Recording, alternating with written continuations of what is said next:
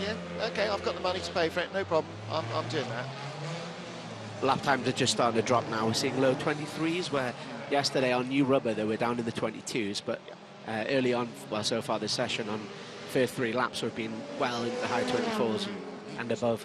Thiago's fully lit here, isn't he? This is a real quick one from Thiago Monteiro. Lopez going very quickly somewhere around the circuit as well. Thiago's here with his wife and children. Excellent. So now this is perfect. If you bring your wife and kids here, it's cold, it's grey, it's dull. They can't even sit by the pool and enjoy the sunshine. Fantastic. You see, it's not the glamorous lie by the pool all day event that you think it is. Yeah, definitely different from former years when it's been 40 degrees. Well, yes, when we came here in the middle of the summer, then you couldn't get back to the pool quickly enough to try and cool down, especially if you're driving one of these sweat boxes. So Lopez fastest, Mikulich second for Honda, Bernani third quickest at the moment. And Mehdi, we were talking about this last night, Harry. You know, when we first came here, nobody had ever heard the name Mehdi Bernani before. He came in with a Seat, didn't he? Run by Kathy Muller, Exagon Engineering, Yvonne Muller's sister.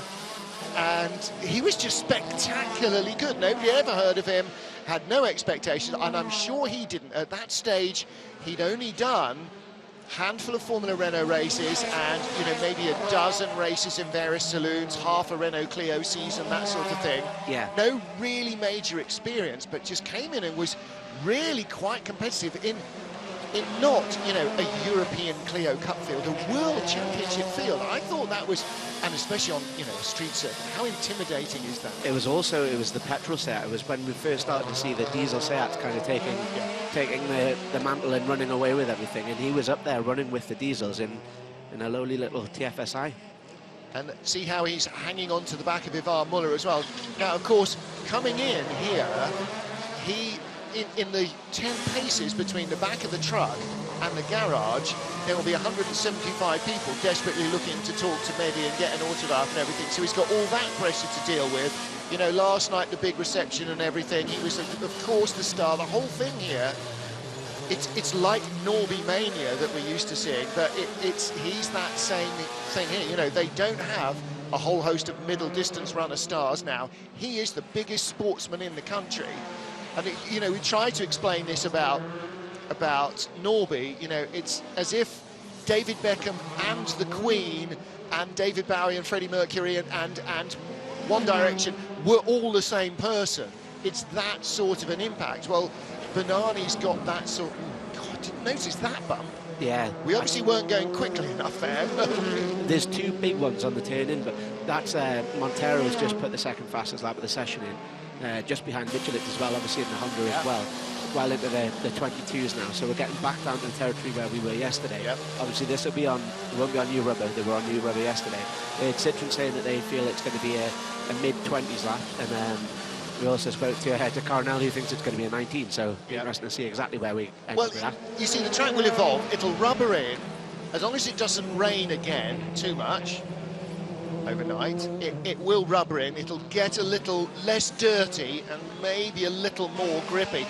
The issue then will be, like in Hungary, it'll become more grippy on line, and then the difference between being on the line and off the line will be more extreme, and it'll make it harder to overtake, because you're going to lose much more by being offline, trying to harass around the back of somebody, than would be the case maybe on a normal racetrack that's fully rubbered up.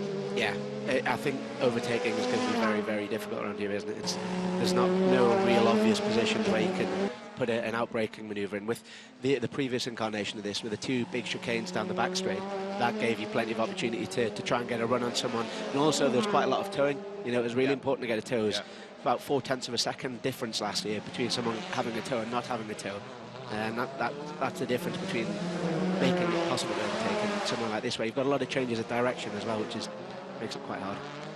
Huffy just saw him starting another lap. He's gone second quickest. Lopez now down to 4th fastest. Green sectors for him, but no purples at the moment. No purples for Ivan either. Ivan 10th. And Harry, you were looking at the points and going, ooh, Ivan's getting a bit of a kicking. And maybe that's why he was so vociferous when Rob Huff, quote, hit him. unquote, last time out in Hungary when Ivan moved over on a car that was already alongside and there was contact. Yeah, it's really hard in that position as well because Ivan will obviously he'll be feeling the pressure. Lopez has won the last two seasons, and maybe one you might say, okay, he's had an unlucky year, then he's lost last year as well. Yeah. And he's fairly consistently being outperformed by Lopez. That's big pressure for Ivan, who's come here as pretty much the world touring car great of years gone by. He's got to be feeling the pressure. It's a bit like we're seeing at the minute with Formula One with Lewis Hamilton and Rosberg. You start getting into a negative spiral, and all of a sudden nothing seems to go your way. You get no rubs of the green, and it all starts mounting up and adds to the pressure that you've already got. Well, you don't want to accept that some years you're not going to have the best car and the best season, but it is inevitable that even if you are in the best car, it's not always going to be you that wins it. And yeah, I mean, Hamilton's in that position where Rosberg, everything he does now, Rosberg, he barely needs to think about because he's so confident everything is going the right way, everything's going his way, everything falls into his lap. And for Muller, it's the same deal. For the last 2 seasons, he's been in the best car, and every single day of the championship, every single day for both seasons, he's been behind the guy who eventually won the championship.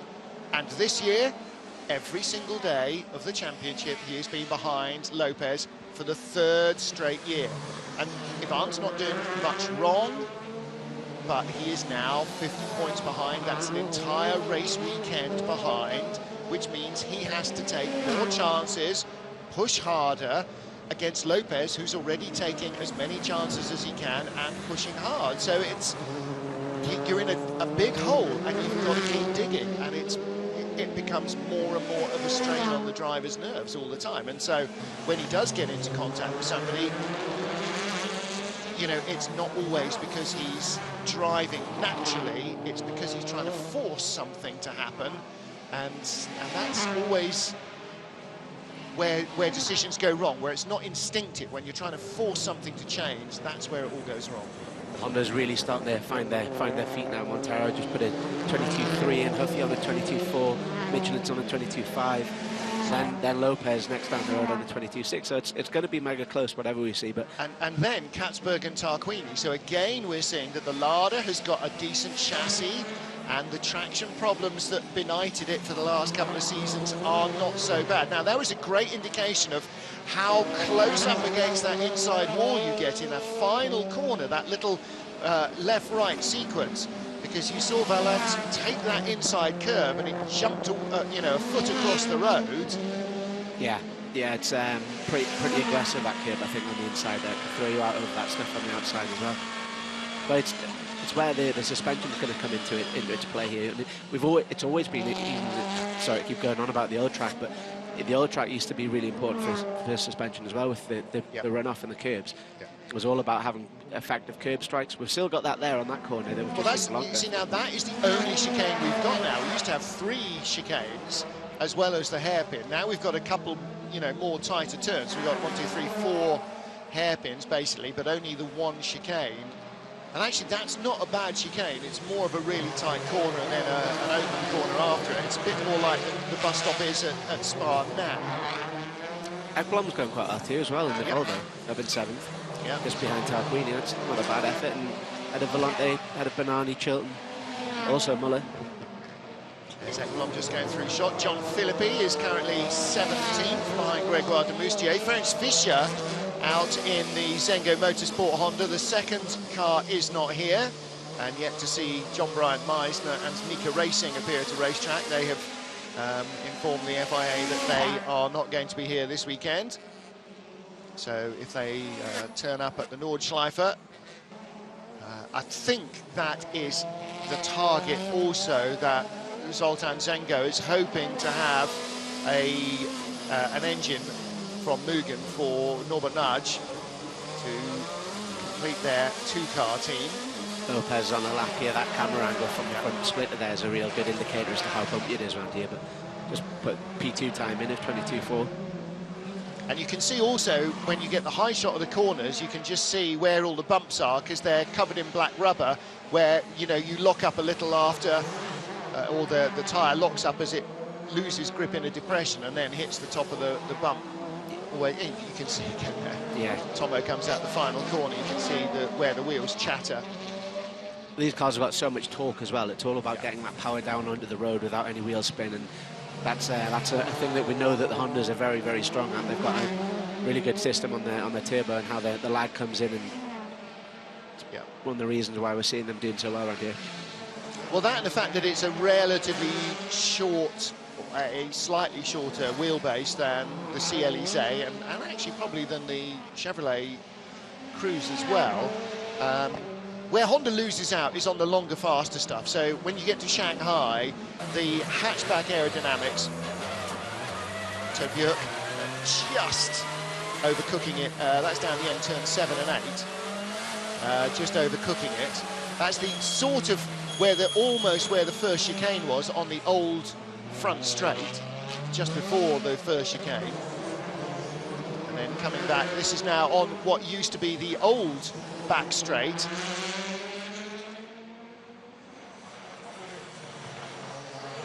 Ted raced home from the last race to see his wife and have their new baby. So he was presented with a World Touring Car Championship driver's baby grow at the welcome evening yesterday. Mikulits has just come back out of the pit lane there and done a 22.0, which has put him back on top of the timesheet. But I wonder if that could be maybe not a new tyre run, but certainly a newer tyre run. Could be finding a little bit in the data as well. He'll have his data engineer looking at all of the cars, saying, you know, maybe Rob's doing one corner. There's a really fast right-hander. I think it's probably turn 2. Yeah. That one, it was debatable. We went around this morning and we were debating whether it looked flat or not. I know Rob was saying last night, Rob Huff, saying it could be flat in. Well, it's how far you can get flat before it slightly opens up just about inside 100 metres for the left-hander that follows, which is quite a tight second gear corner. So it's how far round here you can get before you have to brake for here. So this is turn 3. Okay, and that's not it. Ooh, see, now there's the danger of curbs on the inside. Norby there had to sort of, this is 11 and 12, the final couple of corners, and he took a bit too much on the inside of 11, and then suddenly that little 2 inches of clearance you got for the wall has gone, and you're 8 inches too far over if the car jumps a foot, you know. That actually, I think, cost him a faster lap. It was the fastest middle sector we've seen. Wow, Thiago's on a quick one as well. At the moment, it is Honda, Citroën, Honda, Lada, Citroën, and Volvo, your top 7. Tom Coronel, 8th, is the fastest of the Chevys. There's that rear wheel locking, as you were saying, Martin, before. With these cars will have like a remote blow-off valve for the rear end, so that it tries to limit how much the rear tyres lock. But we were watching the Clios before this, and obviously they're a little bit more primitive, so they tend to put a bit more rubber down. So Thiago in the final 2 corners. Purple first sector by 34 thousandths. Purple sector second sector by 46 thousandths. Will this put him on top of the pile? No. 100th of a second, 1,000th of a second behind Norbert Mikulis. A 22.418 and a 22.419 then. Sorry, 084 and 085. I'm touching the front quite a lot. I'm braking, and on the curves I feel a little bit more on the floor touching. I feel a little bit more wonderful touching. I think he's talking about his front right grabbing a little bit over those bumps that we've seen, and I also think it's he might have said the splitter as well under braking. We saw it before. It looks mega low there. You see when he hits the brakes and going over those bumps. If he is catching the splitter, you don't want to do that every lap. Fredrik Ekblom is 10th at the moment. Where's Ted gone? Ted's gone 7th quickest. We saw him locking up and obviously having a fairly aggressive lap. Here is the end of the lap. And so when we go, oh, he's gone off. No, he's going into the pit lane. That's going to happen a few times before we get used to that, to what will be a reverse angle shot there of a car going off. Because if you get the line wrong, this is 11. No, this is not. This is 8, 9. And then this is the hairpin at turn 10. Coming onto the old back straight. Timing sector 2 ends here. And then this would be approaching where the first chicane was. This is where the chicane used to be. And in fact, when you come in there, Harry, you can see paint over where the curb marks and everything else used to be. And then we turn sharp left, sharp right to come back onto the old pit straight in the wrong direction. Look in the background, you'd have gone straight up the straight there and onto the first corner. So now we loop around. The back of the whole paddock area is now enclosed by the racetrack, whereas previously it was outside of the racetrack. And then when they come back from here, this is corner 2, long sweeping right-hander. Brake, brake, brake, brake. Hard turn 3 here. Ooh. Oh, Huffy off. Huffy's overshot. Now that's one of only 2 runoff areas. I think that's turn 7. Yeah, I think it is. That's where we were Or is looking. that the first corner? No, that is the first corner. You sure? I think so. I can't see. Now, the first corner is no longer visible from our window. No, that is turn 7. Yeah, it's 7. Watch the splitter. Oh, yeah. chatter, chatter, chatter. Yeah, really did. And they went, whoop, no, bail. That's the risk with the splitter hitting the ground, because as soon as it does, it kind of removes a bit of the weight from the front tyres, and that's all it takes to... Yeah, no, that is turn 7. So down the old front straight. So he sort of ran off into what would have been almost the approach for the first chicane originally. The other thing, obviously, it's, you know, FP1, this is the exact time when Rob, what he'll be doing there, he'll be finding exactly how late he can go on the brakes. Yep. So he'll probably know now on brand new rubber without the splitter hitting, he can brake where he tried to brake there. But it's exactly what free practice is for. Exactly. To set the car up for a different track, and, you know, it is a brand new track. Lots of it is brand new tarmac. There's a whole new layout and everything that you knew about the previous track. Some of it will work, some of it won't. And it's in its basic stuff like, you know, we talked about how many curbs there were that you used to have to hit very hard. And so all your, you know, damper settings, the blow-off pressures on the dampers and all of that for curb strikes, those will have to be amended because this is the only one you hit. Yeah, and it's a very different requirement now. It's more focused on these braking turn-in bumps, rather that's where you're going to find and lose time on the confidence on being able to throw the car in and turn it in over those bumps, over the surface changes. That's much more important now than the curb strikes, where we saw in the past the curb strikes made the difference between a second a lap in some cases. Yeah. So Coronel down to 11 and 12. This little, so that is hard to stitch together because it's a left and a right, and the right is probably quicker than you think it is, but there's all those curbs on the outside that you just saw the Lada run over the top of in the background, and those are going to cost you time because anytime the wheel is bumping in the air over curbs, it's not grabbing the road and it's not providing traction, so that makes life slow. Turn 1 here with Huffy, drifting out towards the wall, but then you've got to come back and somehow judge where you're going to apex on this long right-hander, and sort of the closest to the wall is actually just as you're getting on the brakes for turn 3 here, isn't it? Yeah, and there's quite a lot of camber in that corner there. Yeah. More than you'd expect for a street circuit. You can tell that must be one of the corners they've built with their permanent circuit in mind, I guess. Yeah. So 4 and 5, that chicane. Corner 6 again, really important corner to get right because it brings you onto the back straight. And this is with Banani at turn 1. Yeah, there's the Royal Palace on the right-hand side. And coming around the back of the paddock. So, yeah, this is 5 and 6. 4 and 5 are the chicane. Corner 6 here. John Philippi stays out of the way as Mehdi comes down the back straight. And then 7 and 8. These two are just close enough to be one corner, really, sort of opener steering and back in again, particularly at the speeds they're doing.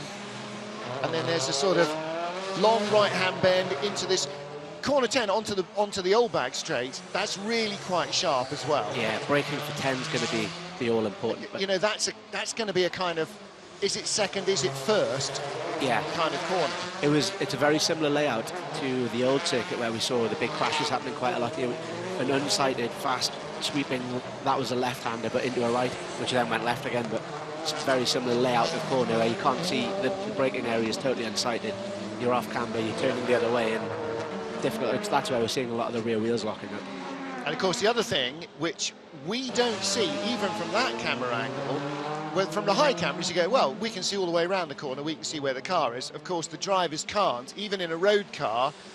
When we were going around this morning, you know, the walls are up above your eye level, and so you can't see round corners, you can only see what you can see, and so you are really reliant on flag marshals, that if there is something blocking the track, somebody's had one or they've stopped or whatever, then you really have to pay attention to the flags. The flags have to be very, very good, because there is no advance warning. Look at what you can't see there. You can't see anything.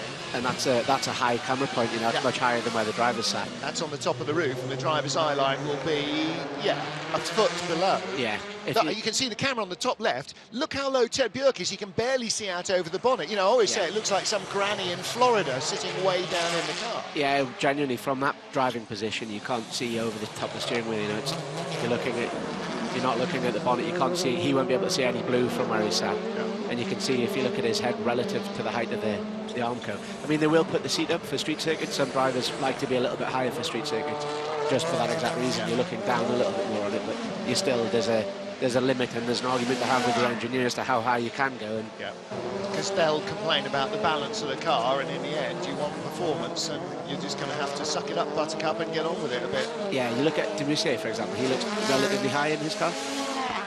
His head seems quite a bit higher than a lot of the other guys. But again, it's more confidence inspiring if you can be that high. And confidence is everything on the street circuit. You can't see enough. You know there's no runoff. You must have confidence. And I think Greg's going to struggle a little bit more this weekend than he has in the previous previous three weekends this season, because of that confidence factor. Yeah. Yeah, he's 3 seconds down the road at the minute from the pole time, which is obviously quite a lot over a short lap. But like you say, it's got to grow some big cojones early on to try and get up to that kind of pace. Well, Bjerke choosing a place to stay out of the way and get himself a little bit of a gap. So this is a sort of qualifying attempt lap now from Ted Bjerke. He's been out for 3 or 4 laps already on this set of tyres, so now he's going to push it and see exactly what they can get. Hugo Valente, by the way, just gone 6th, as you can see on your screen. So Nicky Katsberg 5th for Lada, Huff 4th for Honda. Lopez the only Citroen in the top 6. Oops. John Philippi out braking himself. Was he watching the mirrors? Yeah, he could have been. And Huffy again, you see curb on the inside, bounce all over the outside, and that is horrible for traction. It's also that surface change as well. We've seen quite a few of the cars, and particularly the Chevrolets and the Ladas seem to hop a little bit from the rear end as they're coming around there. And you see Bjerke, very good first sector, only 37 thousandths away from the fastest lap so far. Still, that lap that was set 15 minutes ago by Norbert Michelisz. There's the Polestar Cyan Racing team. So Ted locking up. So lots of trail braking where you're going from one lot to the other here, Harry, in braking areas, and that's always going to be hard work on the rear tyres. I mean, hard work on the front tyres, but you see it from the rear. Yeah, it's... Right, Norby's just gone fastest again, another purple lap. Almost identical to his previous 3,000s. 3,000s quicker. Yeah. 2,000. Yeah, he's gone from an 83 to an 81. So I know that was Thiago, beg your pardon. So Norby's fastest lap is a 22.084. Thiago had a 22.085, but he's now gone 4 thousandths quicker to a 22.081. And Bjerke is pressing on. This is now the Volvo driver trying to work out what race pace they might have. A 22.7, that'll be a decent race pace. Yeah, P5 is pretty good, isn't it? Yeah. Ivan Muller, 14th. I'm not going to go and ask him, are you? No. I think it's always hard to tell, isn't it, in these FP sessions, but he's done 18 laps. But to be that far off is a bit unusual for him. But I think he might be a bit of an angry traveller today. James Thompson 13th, Tom Chilton 12th. Chevrolet and Citroen. Frederick Ekblom 11th, Gabriele Tarquini 10th place. Tom Coronel is the only Chevrolet in the top 10. He's 9th, Mehdi Benani in 8th. Benani and Chilton 1-2 in the opening race in Hungary 2 weeks ago. Banani fastest independent, but obviously Concarneau right behind him as well. Yep. Flag is out. Big lap there, wasn't it? Yep. Well, you know, hard to see where Lopez is finding more in the car than Muller is. But Lopez best lap at 22.45, Muller's at 23.50, 1.05 seconds away from his teammate. You know, when you're a 10th behind, you fret, Harry. Yeah. When you're a second behind, you tend to spit the dummy a little bit. Yeah, it's a big chunk, isn't it? Well, 1.4. It's a long way back. Yeah, it is. It's it. But you've got to wonder, maybe they're trying something on Muller's car. I can't imagine he's on. When you've only got a two-car team, as Total Citra Racing have, you have to split the difference in free practice and try things. And you go, okay, guys, we need to sit down and work as a team. Free practice doesn't mean anything except we get closer to a good race setup. Nobody gets points for free practice. Nobody gets prizes for free practice. Nobody gets a free watch for free practice. It's exactly that as well. It's they're working as a team, and they will be concerned at the pace of the Hondas here. So maybe they're going different. You know, they could have gone a complete different route on Muller's car and thought, let's re-engineer the whole job from the beginning. And absolutely. Whatever we tried, okay, we're not doing that again. Yeah. Now let's both start with a variation of what we've done on Jose's car and see what we can, you know, where we can go from there. There's Norby, second fastest. Thiago Monteiro fastest of all. Jose Maria Lopez, 4/10 back, 0.377, and Rob Huff 0.380, so 3 thousandths between them. So it's all but a Honda 1-2-3. Nicky Katzberg, fastest of the larders, but a second behind in free practice. I wonder whether they're going to be challenging for pole like they did in Slovakia. And I wonder whether there's going to be any dawdling in the top 5 shootout like there was in Slovakia. That could be really dangerous here. You know, I think Bjork could have just gone on a new tyre run there, because we know yesterday they didn't use any new tyres where most of the other manufacturers did. He's 5th, and I know they were concerned about the pace of the Volvo in general, so that might not necessarily be that representative. Don't quote me on that, but just at a guess. Well, I mean, Volvo have no idea how competitive they're going to be anywhere, because they've never run this car. They've never run this car anywhere. They've never run it before in this championship or any other. And so anything they might have learned from coming here with C30s is irrelevant, because the car's so different. So it's, you know, they're always, I think, trying to find out where they are in free practice. Let's hear from Alex and Thiago Monteiro. A very nice start there for you, Thiago. Looks like setup is going to be vital here. Looks like there may be some splitter issues with the bumps. Yeah, the curbs are quite aggressive, obviously, so we need to test the limits and to see how far we can go, really. So yeah, I had a little bit of a touch on my splitters, but today was a session we wanted to try that. So let's see if it's acceptable, or we have to change a bit more of the setup. Yeah, for sure, the cars feel good. All the Hondas are quite tight at the front. We need to keep it up. Focus, follow the track evolution. It will be faster and faster. So yeah, we'll keep working. Lovely, nice aggressive start. Well, and consistent among the teammates as well. You know, there's 4/10 covering the 3 of them, and as you can see, 3 thousandths between the 2. So effectively what you do is you take Rob's out, because Rob's not 4/10 slower than either of them. So whatever it is they were doing on Rob's car, okay, again, right, we'll bin that, because the other 2 had a variety of slightly different setups, but I mean, almost nothing between them. Whatever the 2 cars were doing, that, you know, 3 thousandths of a second between them is just, you know, nothing. It's immeasurably tiny, the gap. So yeah, Honda have got something here. Now what they need to do is refine it a bit and roll it in some glitter. So free practice.